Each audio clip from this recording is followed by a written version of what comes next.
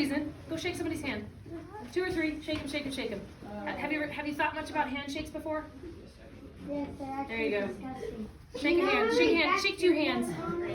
Shake a hand. Same thing with a Shake a hand. Same thing with a high five. Shake a hand. Oh, shake a hand. All right, shake a hand. Okay, have a seat. What do you think about sheep? Shake a hand. Okay. Second on order. What do we collectively know? What are some of the basics that we know about the Civil War? It's not something we've been studying. You studied probably maybe a little bit in the 5th grade, maybe not. You probably didn't get that far. You definitely study it next year. Anybody know what is the Civil War? Yeah, Tristan, what do you know?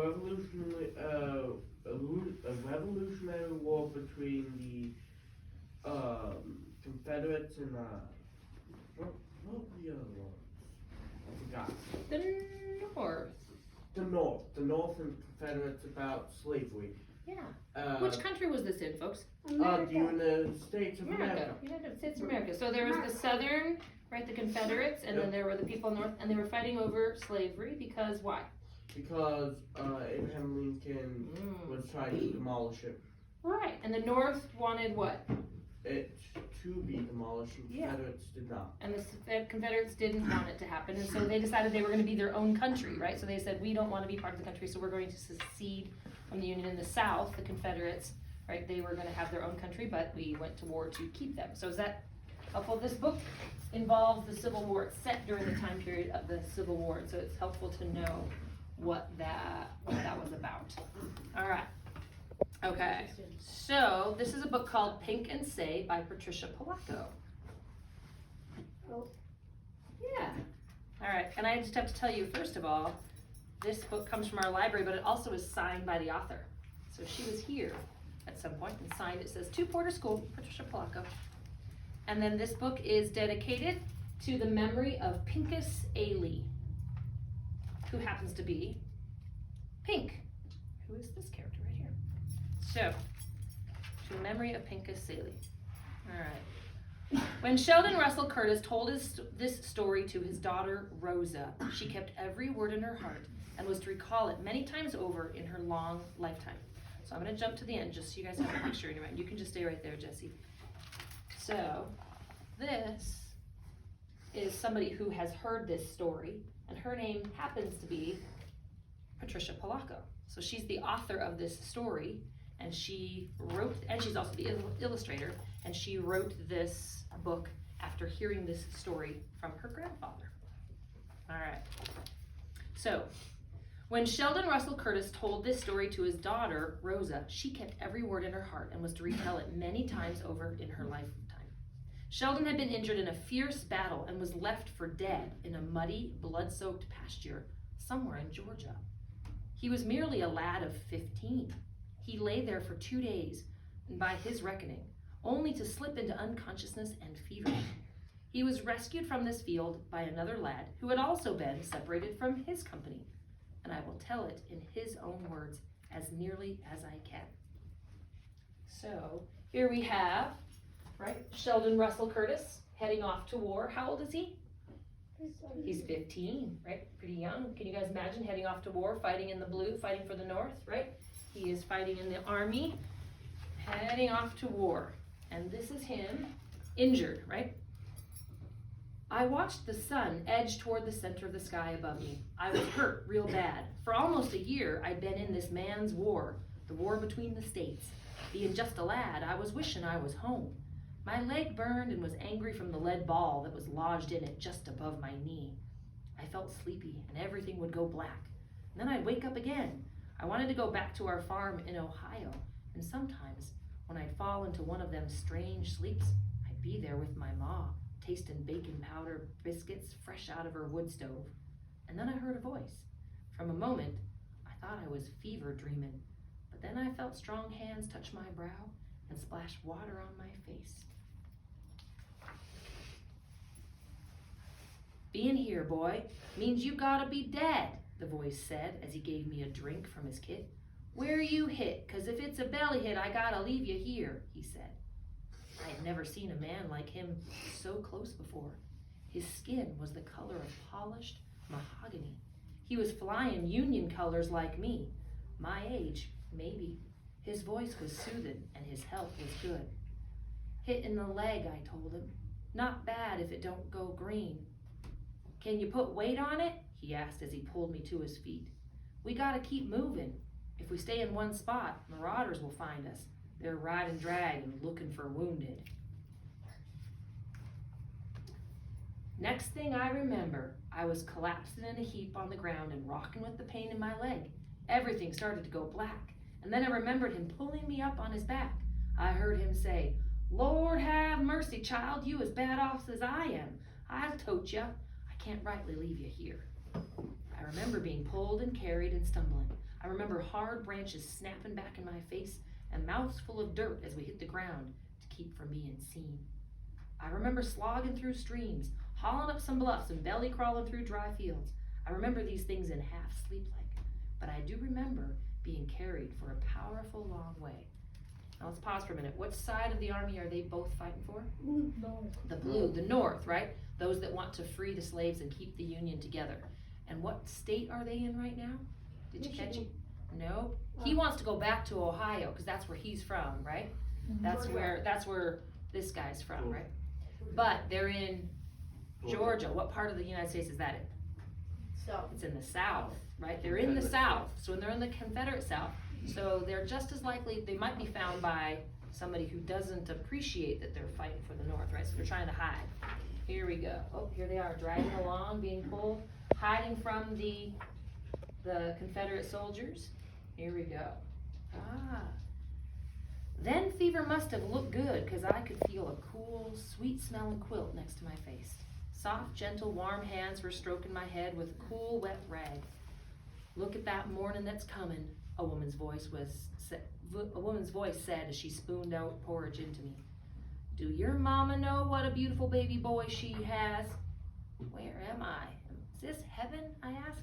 She tossed her head and laughed. No, child, Pincus brought you home to me. Don't you remember? The mahogany child, I thought. Both you children been on the run for days, and a miracle of God Almighty brung you both here. Yes, indeed, child, a miracle. I remember thinking, could this war have been so close to this lad's home? I couldn't imagine having a war right in my backyard. I looked over and saw him looking out the window light. Guess you don't remember much, he said. I'm Pincus Ailey, fought with the 48th Colored, found you after I got lost from my company. My name is Sheldon Curtis, I said weakly.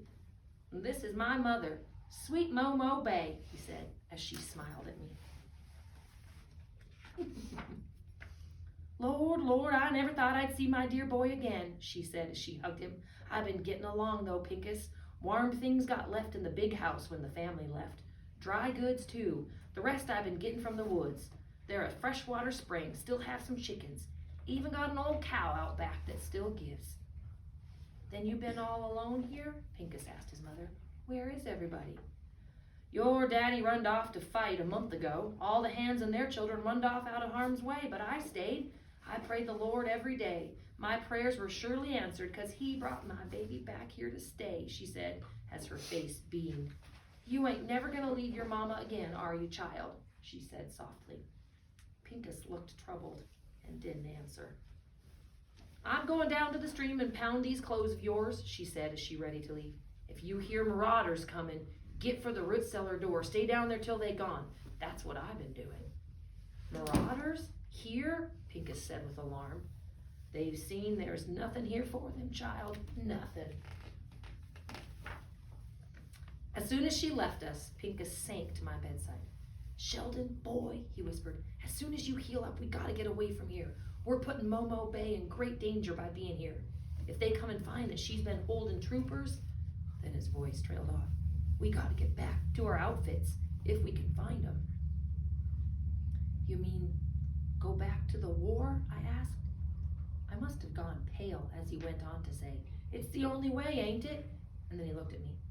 Sheldon, you all right? You look bothered, he said as he eased me back. You can call me Say, I said. Everybody in my family calls me Say, not Sheldon. I expect you're my family now. Near enough, Say, near enough, he said as he chucked the blanket under my feet. You can call me Pink, he said softly as he smiled. For the next week, Momo Bay fed us both up good.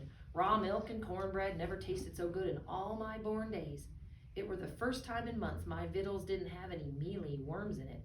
She saw to it that I tried to walk a little every day. So that mean-looking leg don't go stiff on you and cripple you up, she'd say. This place wasn't that much different from our farmhouse in Ohio. Maybe more poor, maybe, but it smelled the same, like pink boards and good cooking. Like pine boards and good cooking. A mess of beans with salt pork, cornbread, greens, and onions. When we slept, she sat near us, stoked the fire, and watched over us.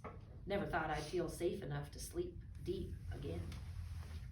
My mother and Kalo, my father, jumped the broom on this very spot, Pink said as he walked on my first day outdoors. And that there was the master's house, Master Ailey. Pink spoke quietly as he helped me along. How come you have his last name? I asked. Boy, when you owned, you ain't got no name of your own. Even Kalo had to take that name. As we rested under the willow tree, Pink asked me about my family back home. Got one brother still at home to help run the place for Pa, I answered. What was your outfit again? Pink asked. He'd asked me before. Ohio 24th. I carried the staff. I wasn't supposed to carry a gun, but then so many died, even us boys had to carry, after so many were slaughtered like hogs. Least you got to carry. In the 48th, we couldn't have guns at first. We fought with sticks and hammers and sledges. Can you imagine not trusting us with our own fight? I couldn't imagine such a thing. Then when they did finally give us muskets, they were from the Mexican-American War. And those old muskets jammed and misfired. Then how in God's name can you want to go back, I asked. Because it's my fight, say. Ain't it yours too? If we don't fight, then who will? I had no answer for him. But God forgive him. I didn't ever want to go back to it. After a few more days, I could walk a little steadier, but still needed help. Pink took me out by the big house and walked me through it. Weren't much left of it, really. It was mostly burnt out. Master Ailey had a library full of books right here, he said. He taught me to read, even though it was against the law. He must have been a good man, I said. More bad than good, say. Sometimes I think he just liked being read to. There was this book of poetry, say, that was this thick, and every night I'd read out loud to him from that book. I blessed this house because of all those beautiful books, but I cursed it too for what it stood for. We walked a bit further. To be born a slave is a heap of trouble, say, but after Ailey taught me to read, even though he owned my person, I knew that nobody ever could really own me. You feel hot, Pink, I said. Lord, I think you're as sick as me. Let me fetch you back to the house. I'll be just fine, boy, just a little tired, that's all. I'll be ready to fight, though. I'll be ready to fight. That night after we ate, Momo Bay came back to the table with a worn old Bible. She was so happy. My heart ached at the thought of telling her we'd be leaving soon. Master Ailey showed him how paper talks. Show him, Pink, she said. And he took out a pair of spectacles from his pocket and opened the Bible to Psalms of David and started to read. His voice was steady and had such wonder. Just hearing them words made pictures come into my head. I surely do wish I could read, I announced to them without thinking. And when Pink saw I was ashamed, he took my hand. I'll teach you. Say, some one day, I'll teach you. I could feel my face flushing up, and then I spoke up. I done something important, I announced. Of course you have, child, of course you have, his mother said. I touched Mr. Lincoln's hand. It were near Washington. We were quartered there just before Bull Run. The president himself were shaking everyone's hands, and I just put my hand right out. And he took it? Pink asked. Yep, he took it, I answered. Now, there's a sign, ain't it? He said, smiling broadly. Touch my hand, Pink.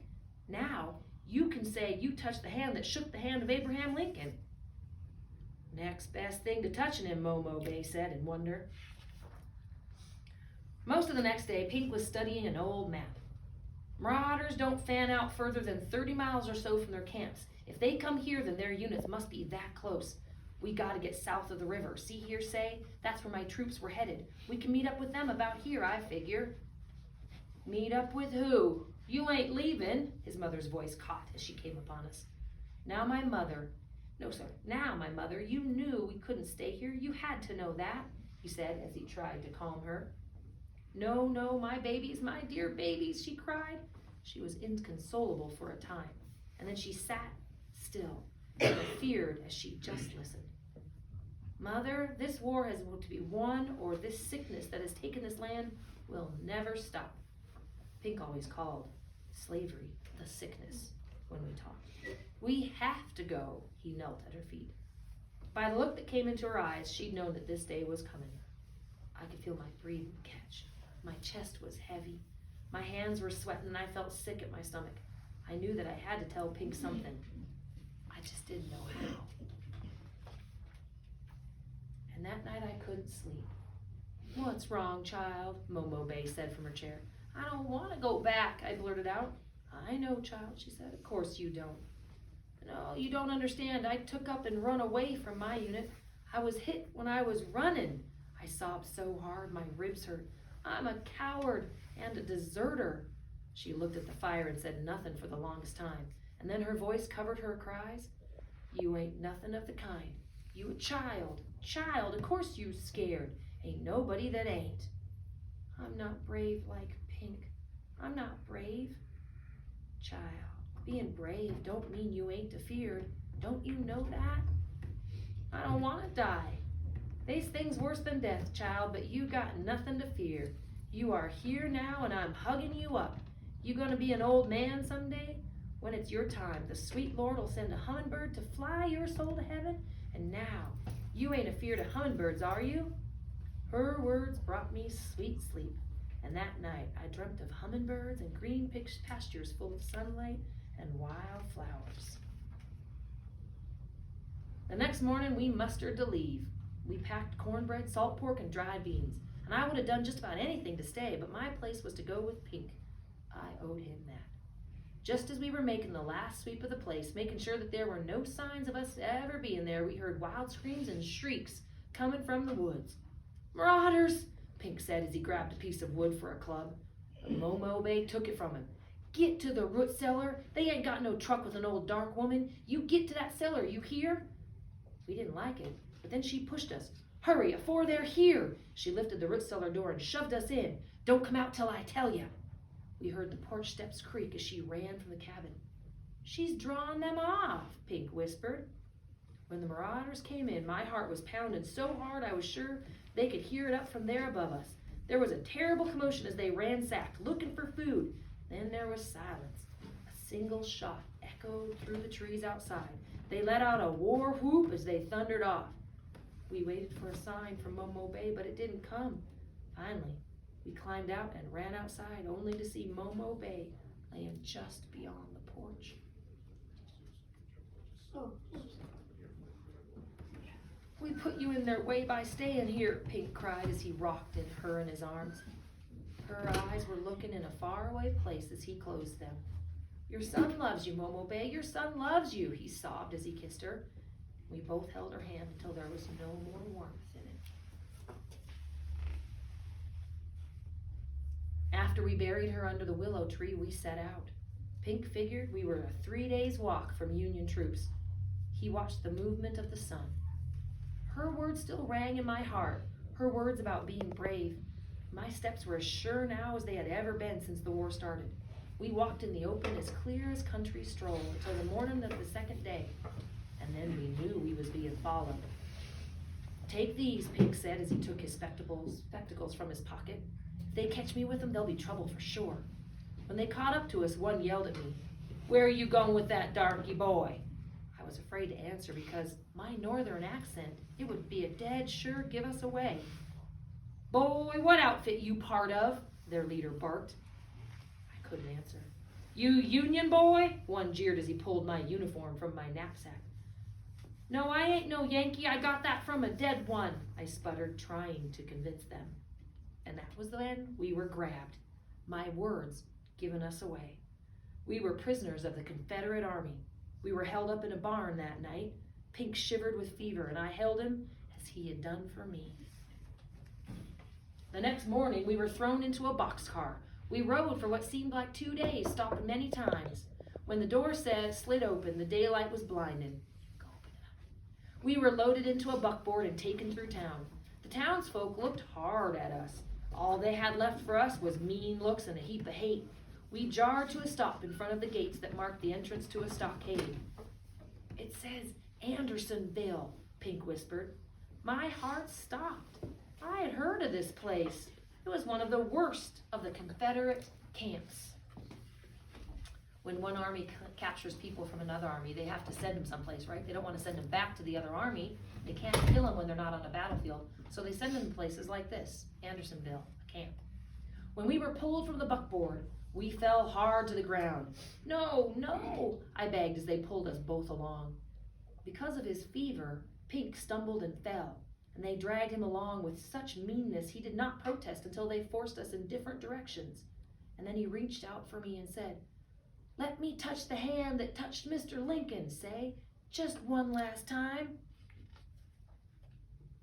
I watched tears fill his eyes and cleaved my hand to his until they wrenched us apart. They smote him and dragged him away from me.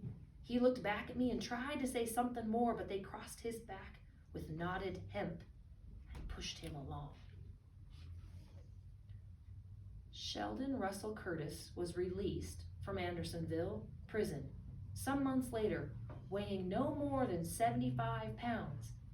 Andersonville was built to hold only 10,000 prisoners, but by the end of the war it held 33,000 soldiers. There was no fresh water, no shelter, and no food. 13,000 men and boys died of starvation and dysentery. Sheldon Curtis returned to his home and recovered. He settled in Berlin Township in Saranac, Michigan. He married Abigail B. N. Barnard and fathered 7 children. He became a grandfather and a great-grandfather during his long lifetime. He died a very old man in 1924.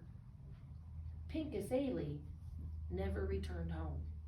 For him, there was to be no wife, no children, nor grandchildren to remember him. It was told that he was hanged within hours after he was taken into Andersonville, and his body was thrown into a lime pit. I know this story to be true because Sheldon Russell Curtis told his daughter, Rosa. Rosa Curtis Stowell told it to her daughter, Estella, and Estella Stowell Barber in turn told it to her son, William. And he then told me, his daughter, Patricia. When my father finished this story, he put out his hand and said, "This is the hand that has touched the hand that has touched the hand that shook the hand of Abraham Lincoln." This book serves as a written memory of Pincus Ailey, since there are no living descendants to do this for him. And when you read this, before you put the book down, say his name out loud and vow to remember him always. So his name is Pincus Ailey. Go ahead and say it out loud. Yeah. And now you can remember his stories. Thank you, guys. Bravo. All right.